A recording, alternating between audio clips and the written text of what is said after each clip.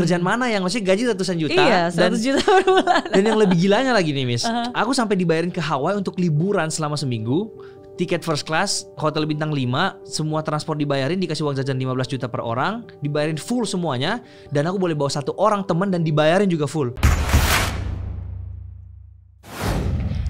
Apa masa tersulit yang pernah kamu alami yang mungkin sempat bikin super stres banget? Itu terjadi di tahun 2019 yang pada saat itu aku udah ngerasain duit. Jadi Februari sampai Juni aku ketemu dengan konten review itu yang video reaction seberapa ganteng YouTuber Indo, dan kita nge-review sama-sama dengan teman-temanku di situ. Sama orang-orang US US ya, bukan US, orang-orang kayak misalnya Korea, Jepang. Aku kumpulin dalam satu video, kita nge-react sama-sama yang lagi viral di Indonesia. Dan kemudian dari sana itu viewersnya gede banget Miss. Tapi kan itu salah branding sebenarnya, karena orang yang nonton video itu bukan mau nonton aku, tapi pengen nonton reaksinya orang luar negeri ini gimana gitu loh. Tapi aku nggak ngerti, namanya nggak ngerti branding ya. Begitu udah gampang aja kan, udah upload, besok 1 juta, besok 17 juta, besok berapa juta gitu kan. Gampang banget dapat viewers. Banyak banget, 17 juta. Wow. 17 juta, 5 juta, pokoknya gampang banget dapat viewers. Di momen itu aku pengen stop untuk kuliah, karena aku merasa kayak ngapain aku kuliah, aku udah bisa hasilin duit kayak 100 juta dari AdSense pada saat itu. 100 juta dari AdSense ngapain, belum dari endorse dan lain-lain kan. Aku udah mau berhenti kuliah, dan ada timbul rasa sombong yang kayak kalau ngelihat orang itu kayak ini orang ngapain sih, dia jauh lebih di bawahku. Dan ya aku nggak bangga untuk ceritain ini sebenarnya, cuman itu bagian dari journey-ku. Sampai akhirnya 4 bulan ini, bulan Juni aku liburan kuliah selama 3 bulan, summer break, aku balik ke Indonesia. Itulah momen dimana aku hancur, sehancur-hancurnya. Kok bisa? Karena aku udah gak bisa bikin video reactionnya lagi kan, teman-temanku di US.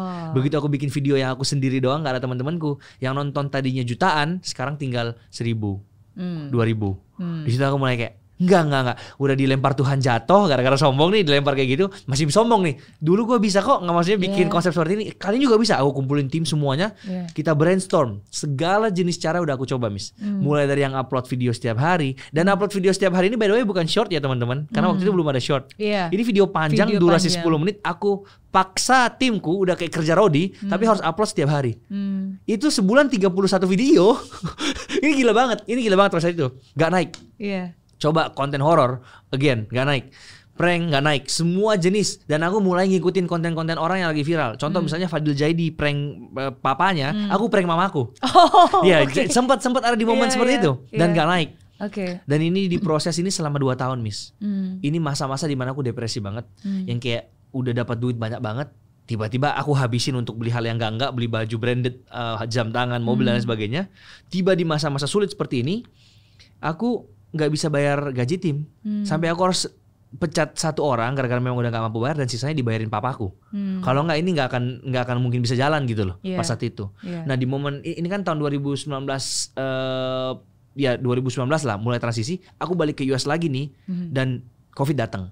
Bener-bener udah yang di lockdown gitu-gitu, bener-bener nggak bisa bikin konten bareng teman-teman lagi. Jadi hancur, karirku hancur-hancurnya sampai 2 tahun. Di momen itu juga aku yang sempet di tahun 2020 nih akhir itu masih suram banget nih, YouTubeku nggak naik sama sekali. Yang awalnya aku pulang Indonesia di 2019 ini ada yang minta foto, sampai 2020 bener-bener hilang dari peradaban, gak ada yang kenal aku 1 orang pun.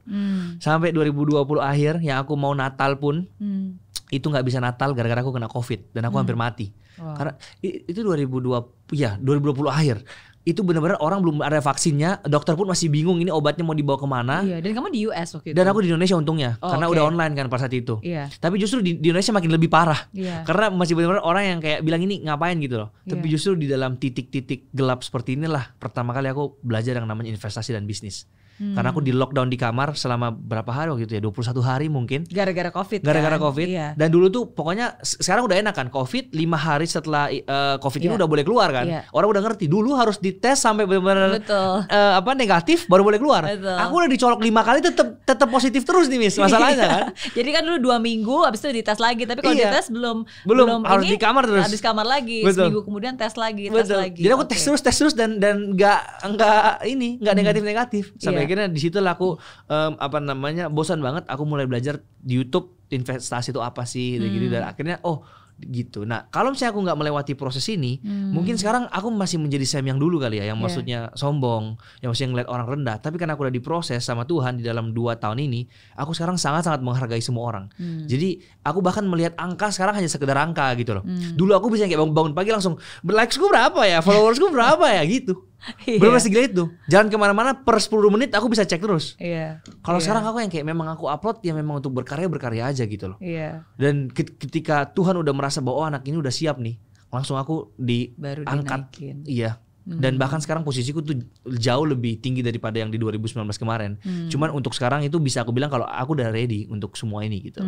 Bahkan sekarang kalau ada konten kreator kecil yang bahkan masih mulai tanya aku bakal sharing apa yang aku tahu, cara bikin video viral gimana. Dan bahkan kalau mereka mau collab, aku pun juga layani gitu loh semuanya. Dulu wah, yang collab sama aku cuma boleh Jerome Pauline, cuma boleh Edozel, Captain Vincent, yang gitu-gitu doang. Berdasarkan angka ya. Iya, jadi kalau yang nggak ngeliat wajah ini angkanya berapa? Iya, kalau yang di bawah udah nggak mau sama kamu siapa sih kamu?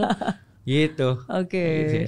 Tapi it's amazing sih di saat-saat kamu susah, down dan gak ada hasilnya dan kamu udah usaha nih setiap hari post tapi justru hasilnya malah belum ada, dan itu kan bukan sebulan 2 bulan ya, tapi kan sebenarnya 2 tahun. 2 tahun. Apa yang membuat kamu nggak menyerah? Karena sometimes beberapa orang ya udahlah mungkin udah bukan zamannya, mungkin bukan passion saya, dan sometimes kadang-kadang kenyataan itu bisa mengaburkan passion yang sesungguhnya. Kadang-kadang karena kenyataannya jelek, akhirnya mungkin ini bukan passion saya gitu.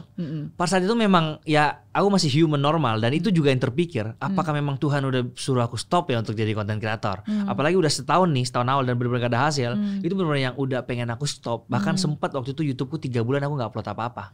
Karena udah pengen give up, udah yang kayak udahlah aku bisnis aja lah. Makanya di momen-momen itu aku bangun bisnis juga.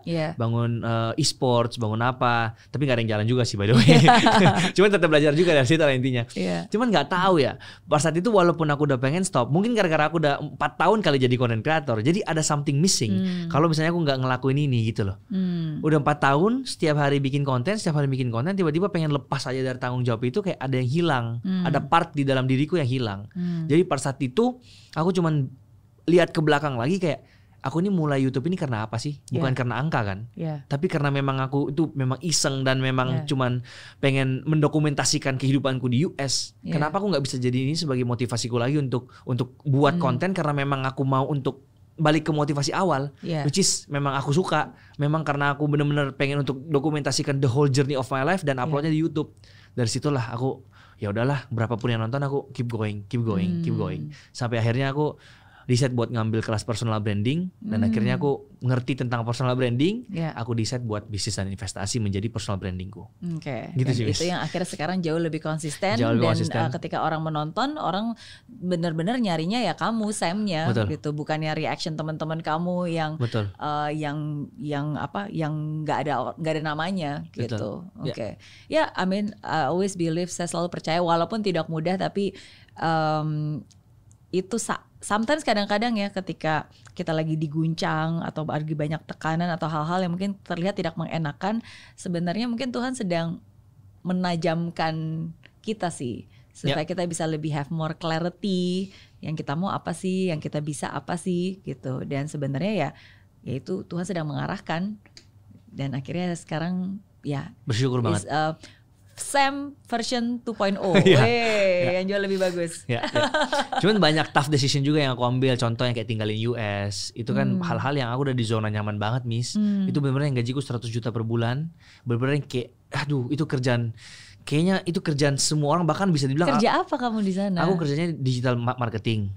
Dan aku tuh kerjanya cuma 2 jam doang sehari, tapi gajiku tuh full time. Aku dihitungnya tuh as a full time. Wow. Jadi dan bosku tuh baik banget. Jadi kita kerjanya hybrid, ke kantor cuma 3 kali seminggu, 4 hari itu di rumah.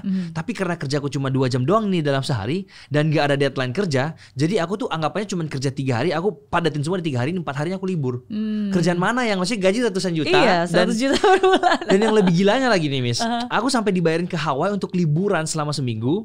tiket first class, hotel bintang 5, semua transport dibayarin, dikasih uang jajan 15 juta per orang, dibayarin full semuanya, dan aku boleh bawa 1 orang teman dan dibayarin juga full. Company mana yang benar-benar udah kayak gila banget. Iya, ya benar-benar saya pengen tahu company apa ini.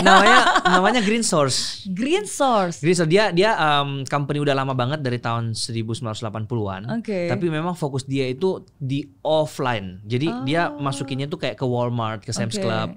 Nah, dengan aku masuk, aku tuh orang pertama sebenarnya yang bekerja di bagian digitalnya. Jadi kan Walmart.com udah mulai nih dibuka kan. Aku yang bagian ganti judul dari produknya, SEO-nya, biar kalau search produknya paling atas dan lain sebagainya. Dan mereka tuh suka banget dengan kerjaanku. Nah, kebanyakan yang kerja di sana umurnya tuh di atas 40 tahun, Miss. Jadi pekerjaanku ini dianggap berat oleh mereka. Begitu aku yang handle, aku bikin di dalam Microsoft Excel, aku masukin formula dan lain sebagainya. Jadi yang tadinya kerjanya orang yang mungkin sebelumku atau gimana itu 8 jam, dikerja sama aku cuma sejam. Karena aku juga cepet dan lain sebagainya. Dan kamu mengerti. Aku gitu ngerti. Kan? Dan hasilnya lebih wow dari mereka juga. Jadi mereka udah ngeliat aku kayak sibuk banget. Padahal sebenarnya nggak juga gitu loh. Jadi aku di kantor bisa yang sampai bikin konten, bisa sampai mikirin konten. Bahkan kadang orang-orang udah pulang nih, aku lembur di situ kan. Orang pikir ngapain ya lu lembur kan? Dipikir kerja. Padahal aku syutingnya di kantor. Karena wifi-nya kenceng. Gitu-gitu aja sih. Wow, that's a dream job banget kan. Dream job maksudnya banget untuk gajinya sangat memadai, treatmentnya bagus, dapat privilege juga, bisa jalan-jalan, dikasih liburan. Dan gitu kerjanya juga working hours-nya sangat minimal karena kamu mengerjakan sangat efektif dan kamu bisa mengerjakan sisa waktunya untuk mengerjakan what you love to do, which is creating content. Betul. Dan maksudnya beneran yang kayak bisa yang kayak di tengah-tengah kita kerja ada yang main pingpong, itu boleh banget. Jadi memang ada meja pingpong di situ kita bisa main dan secil itu. Dan pas aku ulang tahun, bener bosnya kayak sebaik itu pokoknya lah, Miss. Terus bonusnya itu berapa ya? 20% dari gaji pokok. Yang ini kan, jadi memang gede banget sih dan aku sangat-sangat enjoy banget karena bener-bener aku kayak kerjanya nggak ada beban. Aku pulang rumah bisa main Mobile Legends, bisa nge-gym, bisa masak, bener-bener kayak apa ya, bisa menghidupi kehidupan yang sebenarnya gitu loh. Dan masih tetap punya hidup ya, karena orang kerja kayaknya nggak ada hidupnya setelah itu kan. Dan di momen itu endorse-ku tetap jalan karena aku kan maksudnya as a content creator bisnis ya kan, jadi nggak ada sama sekali produk yang dikirimkan, semuanya digital, aplikasi investasi, perbankan. Jadi apa benar-benar enak banget udah. Nah di momen itu aku nggak ada masalah sampai aku cari-cari masalah. Kok ini kayak nggak ada masalah ya di hidupku ya? Kenapa? Makanya justru aku pengen tanya, udah seenak gitu terus kenapa? Gak tahu. Aku tuh memang orang yang kayak kalau nggak ada masalah pengen cari masalah aja sih. Kayak harus keluar dari zona nyaman terus aku. Kalau udah stuck di satu level yang terlalu nyaman, aku bilang kayak pasti aku udah stuck di level ini ya nggak bisa. Aku harus keluar dari zona nyaman untuk kayak something bigger gitu loh. Kalau aku kayak gini ya sampai 10 tahun ke depan ya aku tetap makan gaji, walaupun ya tetap ada kenaikan gaji sih dari tahun ke tahun ya kan, paling 5%, 10%. Tapi ini nggak cukup menurutku. Aku punya dream yang lebih besar. By the way, salah satu dreamku sekarang aku pengen banget bisa masuk ke 30 under 30 Forbes Asia. Itu. Nah, cuman untuk kesana aku harus work for it lah. Aku harus bangun startup, bangun my own legacy lah, nggak kayak gitu kan. Jadi aku harus keluar dari zona nyaman itu dan decide buat tinggalin semua ini untuk something bigger di Indonesia. Dan ternyata bener, begitu aku nyampe di Indonesia, dari sisi income aja tuh udah berkali-kali daripada saat aku kerja di kantoran. Pas aku fokusin di sini. Jadi pas lagi pindah ke Indo sekarang penghasilannya udah berkali-kali lipat dibandingkan yang waktu itu. Betul. Karena aku sekarang pertama udah keluar dari manajemen agensiku yang lama dan sekarang ini aku udah sendiri. Jadi aku di-handle langsung sama timku sendiri lah ya. Jadi kita yang approach brand secara aktif sekarang. Jadi udah nggak nunggu bola lagi, anggapannya kayak gitu. Dan aku ada membuat sebuah journey kehidupanku selama seminggu yang aku udah take dari day 1, day 2, day 3. Yang aku setiap kali meeting aku bawa kameranya kemana-mana, cara aku negosiasi. Dan by the way video ini juga bakal tayang juga kok di mana namanya di YouTubeku soon. Itu aku dalam perdana berarti yang atau udah? Belum tayang, tapi kayaknya bentar lagi tayang. Itu dalam seminggu ini, Miss, aku hasilkan 250 juta. Seminggu. Wow. Jadi memang maksudnya bisa gitu loh. As a content creator bisa. Nah itu semua cara-cara aku tuh gimana aku udah tunjukkan ke dalam. Didokumentasikan lah. Di dalam itu. Betul. Kayak caranya hasilin duit itu tuh as a content creator gak segampang itu. Bukannya kayak cuma tidur tiba-tiba buka WA, Kak boleh endorse gak? Gak segampang itu. Iyalah, tetap harus ngetok pintu. Harus kita yang cari dan itu yang mereka butuh tahu. Dan itu yang akan aku dokumentasikan as a sebuah video baru nanti.